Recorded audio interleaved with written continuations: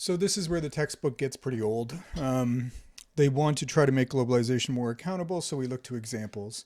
Do we trust nation states more or global forums? Do we trust politicians or NGOs? At least politicians can be voted out. I don't know about NGOs. I'm a little more skeptical, given some of the stuff I've seen from NGOs in the past. Anyways, one of the key things in the 90s, they were really obsessed with this, in the 2000s, especially around the time of the Millennium Development Goals and Sustainable Development Goals, was transparency. Again, this goes back to the notion of, will people act better if they know others are looking at them? I think the entirety of the Trump administration proves that people don't really care if they're monsters, as long as there's other people around who are also monsters, so that they can say, hey, we're all monsters together. So what this means is that these efforts to be transparent about how things happened in terms of production and making fair trade, we had a whole bunch of systems to try to do this at the international level, move this kind of accountability into NGOs such as Transparency International, this international NGO created in 1993, which would try to like shine the light on corruption and perception, and even rank the US in the middle. But basically thought that, it's like the first generation of the internet. The internet's going to be inherently good because everybody will have access to information. If we show the bad practices that are happening, they're going to change. And that's just a weird assumption, excuse me. And so what we see as kind of harder solutions to this are efforts to go directly against the consumerist model and how difficult that is. So this is, Adbusters back in the day was trying culture jamming. They basically didn't work. They were one of the ones who started Occupy, though. They were hosting some of the original Occupy models that were in New York. And this is the problems of advocating a position in a capitalist system against capitalism.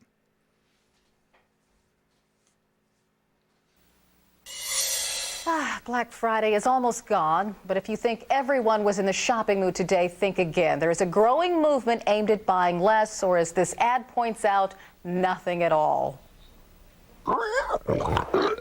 The average North American consumes 5 times more than a Mexican, 10 times more than a Chinese person, and 30 times more than a person from India. We are the most voracious consumers in the world, a world that could die because of the way we North Americans live. Give it a rest. November 26th is Buy Nothing Day. Now the group behind the ad is urging a boycott on shopping for the entire holiday season. The man behind the drive is Kalle Lawson, editor-in-chief of Adbusters magazine. He joins us live from Vancouver, British Columbia. Welcome.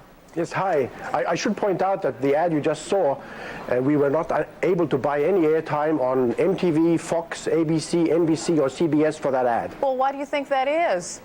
Because I think that they want to generate as much consumption as they can during the Christmas shopping season, and they don't like dissenting voices like this coming on.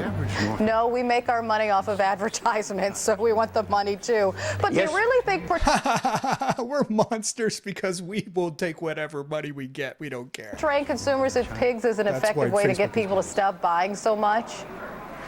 Yes, I think so. This Buy Nothing Day that we started back in 1992, it's had a meteoric rise, and it is now celebrated in 65 countries around the world.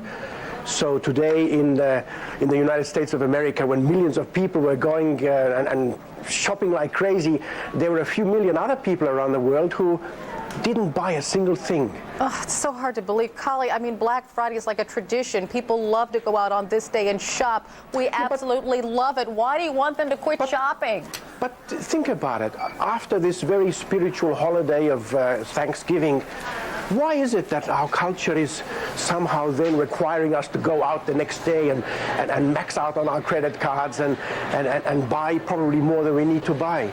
I think that what those millions of people who went shopping today, I think what they're missing is they don't quite understand the consequences of their consumption, because overconsumption has ecological consequences. that overconsumption is in some sense the mother of all our environmental problems. Oh, come on, environmental problems? Yes, environmental. What are you talking about? There's no environmental problems. Oh my God, I can't even watch this. This is super old, but like, holy crap. So this resistance stuff has been around all the time. I mean, boycotts and divestments and things like that. I mean, I'm skeptical as to their efficacy, but this is the idea behind Buy Nothing Day. It's just the idea that perhaps the problems are not so systemic that perhaps we can individuate them to some extent. But I don't know if guilt is an effective way to achieve social change. But then again, we haven't seen any substantive responses to global climate change across the board at this point, right? We tried top down. Now we're trying individual guilt.